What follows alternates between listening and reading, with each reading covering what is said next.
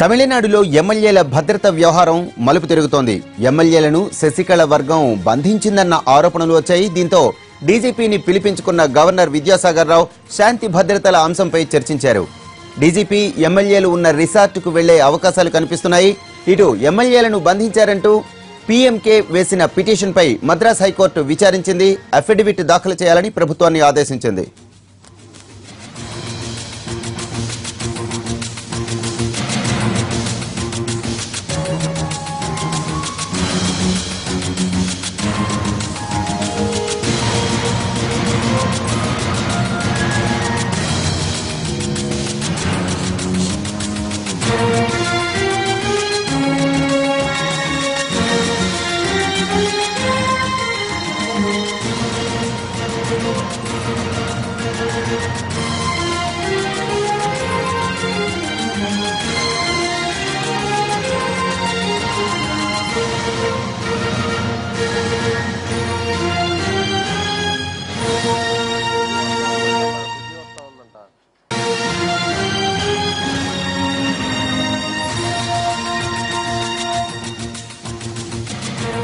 తమిళనాడులో ఎమ్మెల్యేల భద్రత వ్యవహారం మలుపులు తిరుగుతోంది.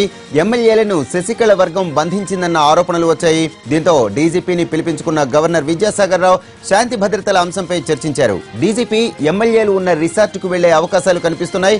ఇటు ఎమ్మెల్యేలను బంధించారంటూ పీఎంకే వేసిన పిటిషన్పై మద్రాస్ హైకోర్టు విచారించింది. అఫిడవిట్ దాఖలు చేయాలని ప్రభుత్వాన్ని ఆదేశించింది. దీనికి సంబంధించిన పూర్తి వివరాలు మా ప్రతినిధి విజయ్ అడిగి తెలుసుకుందాం. విజయ్, చెప్పండి, ప్రస్తుతం అప్డేట్స్ ఏంటి?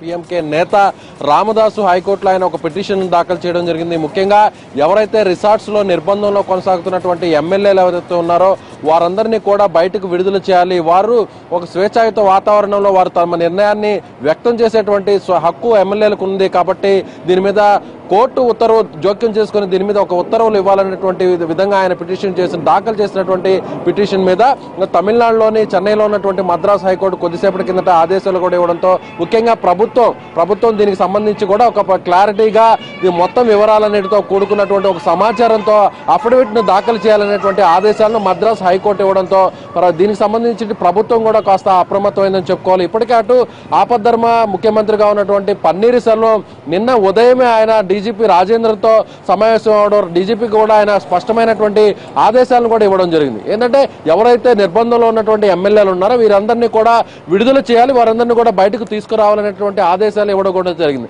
అయితే నిన్న సాయంత్రమే ముంబై నుంచి చెన్నైకి చేరుకున్నటువంటి గవర్నర్ అదేవిధంగా సిఎస్ తో పాటు డీజీపీతో కూడా ఆయన భేటీ అవడం, ముఖ్యంగా లా అండ్ ఆర్డర్ సిచ్యువేషన్ మీద కూడా ముందు వచ్చి రాకముందునే ఆయన వెంటనే గవర్నర్ డీజీపీతో కూడా భేటీ అవడం జరిగింది. అదే ఇప్పుడు మళ్ళీ మద్రాస్ హైకోర్టు అదే విధంగా అంటే ఓపీఎస్ ఆదేశాలు ఇచ్చిన విధంగానే మద్రాస్ హైకోర్టు కూడా తీర్పునివ్వడంతో డీజీపీ కొద్దిసేపటి కిందటమే గవర్నర్ ను కలవడం జరిగింది. ముఖ్యంగా ఆ లా అండ్ ఆర్డర్ సిచ్యువేషన్ తో పాటు ఎవరైతే నిర్బంధంలో ఉన్నారంటూ కోర్టుకు వెళ్ళినటువంటి ఏ ఎమ్మెల్యేల గురించి అయితే కోర్టులో కేసు నడుస్తుందో దానికి సంబంధించినటువంటి ఒక ఫీడ్బ్యాక్ కూడా గవర్నర్ తీసుకున్నట్లయితే ఉంది. అయితే గవర్నర్ నుంచి ముందుగా అనుమతి తీసుకున్న తర్వాత దీని మీద ఏం చేయాలి, దీని మీద ఒక క్లారిటీ తీసుకున్న తర్వాత డీజీపీ వ్యవహార శైలి ఏ విధంగా ఉండబోతుంది అనేటువంటి ఆసక్తి ఇక్కడ నెలకొంది. అయితే ఆ కోర్టు ఆదేశించిన ప్రకారం ఒకవేళ రిసార్ట్స్ కు వెళ్లి అక్కడున్న నిర్బంధంలో ఉన్నటువంటి ఎమ్మెల్యేలను బయటకు తీసుకొస్తారా అనేటువంటి చర్చ కూడా ఇక్కడ తమిళనాడులో కొనసాగుతుందని చెప్పుకోవచ్చు. అయితే ఇప్పటికటు దాదాపుగా 3 రోజుల నుంచి కూడా దాదాపుగా 90 మంది ఎమ్మెల్యేలందరూ కూడా వివిధ రిసార్ట్స్ లో చెన్నై నగరానికి దూరంగా ఉన్నటువంటి ఈస్ట్ కోస్ట్ రోడ్ లో దాదాపుగా 70-80 కిలోమీటర్ల దూరంలో ఉన్నటువంటి ప్రాంతాల్లో కొంతమంది అంటే విడివిడిగా దాదాపుగా 20 మంది ఎమ్మెల్యేలు ఉన్నటువంటి ఒక్కొక్క బృందాన్ని విడివిడిగా అనేక స్టార్ హోటల్స్ లో పెట్టినటువంటి పరిస్థితి ఇక్కడ ఉందని చెప్పుకోవచ్చు. ముఖ్యంగా రిసార్ట్స్ లో కొనసాగుతున్నటువంటి ఎమ్మెల్యేల్లో ముఖ్యంగా 20 మంది ఎమ్మెల్యేలు పన్నీర్ సెల్వానికి వీరందరూ కూడా మద్దతు పలకడానికి సిద్ధంగా ఉన్నారని, అయితే వారెవరిని కూడా బయటికి రానికుండా వారిని పూర్తి స్థాయిలో కట్టడి చేసే విధంగా శశికళకు సంబంధించినటువంటి వర్గీయులంతా కూడా ఆ రిసార్ట్స్ చుట్టూ మొత్తం అంతా కూడా వీరందరూ కూడా వలయంలాగా అక్కడ చుట్టుముట్టున్నారనేటువంటి వాదనను కూడా వైపు ఓపీఎస్ వర్గీయులు చెప్తున్నారు. అయితే ఒకవేళ ఇప్పుడు కోర్టు ఇచ్చినటువంటి ఉత్తర్వుల మేరకు అదేవిధంగా ప్రభుత్వం తీసుకోబోయేటువంటి ఆదేశాల మేరకు ముఖ్యంగా గవర్నర్ ఇచ్చేటువంటి అనుమతి మేరకు డీజీపీ ఎలా వ్యవహరించబోతున్నారు, నేరుగా ఎవరైతే మెజారిటీ ఎమ్మెల్యేలు చెప్తున్నటువంటి శశికళ వైపు ఉన్నటువంటి ముఖ్యంగా శశికళ క్యాంపులో కొనసాగుతున్నటువంటి ఎమ్మెల్యేలకు ఆయన బయటకు తీసుకొచ్చి వారిని నేరుగా బయట స్వేచ్ఛాయుత వాతావరణాన్ని కల్పించేటువంటి అవకాశం ఏమన్నా ఉందా అనే దాని మీద కూడా ఇక్కడ చర్చ అయితే కొనసాగుతుందని చెప్పుకోవచ్చు.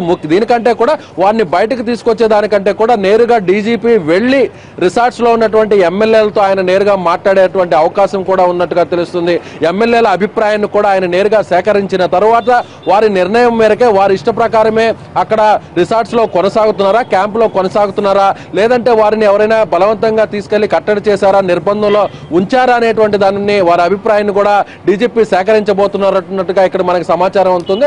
అయితే కోర్టు ఆదేశించిన దాని ప్రకారం దీనికి సంబంధించి కూడా ప్రభుత్వం ఒక అఫిడవిట్ దాఖలు చేయాలని చెప్పి ఆదేశాలు ఇవ్వడంతో ఇప్పటికే అటు ఆపధర్మ ముఖ్యమంత్రిగా కొనసాగుతున్నటువంటి పన్నీర్ సెల్వం అటు మామూలుగా తమిళనాడులో ఒక ఆనవాయితీ రాజకీయాలు ఉంటాయని చెప్పుకోవచ్చు. ఎందుకంటే ఎవరైతే సీఎం గా కొనసాగేటువంటి వ్యక్తి ఉన్నారో ఆ వ్యక్తే హోంమంత్రి, హోంశాఖ కూడా ఆ వ్యక్తికి దగ్గరే ఉంటుందని చెప్పుకోవచ్చు. అయితే ప్రస్తుతం కేర్ టేకర్ సీఎం గా ఉన్నటువంటి పన్నీర్ సెల్వం హోంమంత్రిగానే ఆయన బాధ్యతలు నిర్వర్తిస్తున్నటువంటి పరిస్థితిగా మనం చెప్పుకోవచ్చు. అయితే దీనికి సంబంధించి నిన్నే ఓపీఎస్ స్పష్టమైనటువంటి ఆదేశాలు కూడా ఇవ్వడం జరిగింది. అయితే మొత్తం ఇప్పుడు రాజకీయ అనిశ్చితి కొనసాగుతుండడం వల్ల డీజీపీ ఆయన ఎలాంటి నిర్ణయం కూడా నిన్న తీసుకోలేదని చెప్పుకోవచ్చు. అయితే ఇప్పుడు కోర్టు ఆదేశాల మేరకు ఇప్పుడు గవర్నర్ అనుమతి తీసుకున్న తర్వాత డీజీపీ రిసార్ట్స్ కి ఎక్కడైతే క్యాంపు రాజకీయాల్లో కొనసాగుతున్నటువంటి ఎమ్మెల్యేలు ఉన్నారో, నిర్బంధంలో ఉన్నారని చెబుతున్నటువంటి ఎమ్మెల్యేలు ఉన్నారో వీరితో నేరుగా వెళ్లి వారి అభిప్రాయాలు తీసుకున్న తర్వాత దీనికి సంబంధించి కూడా అటు హోంశాఖ అదేవిధంగా ఒక స్పష్టమైనటువంటి వివరాలతో కూడుకున్నటువంటి సమాచారంతో ఉన్నటువంటి ఎమ్మెల్యేల అభిప్రాయంతో కూడుకున్నటువంటి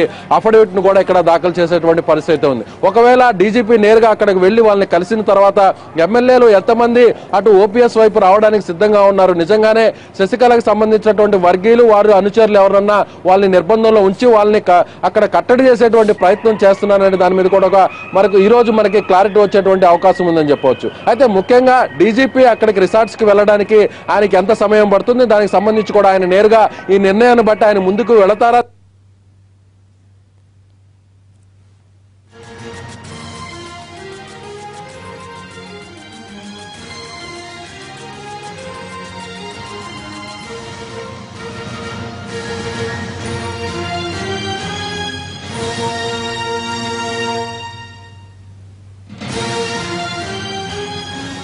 Right.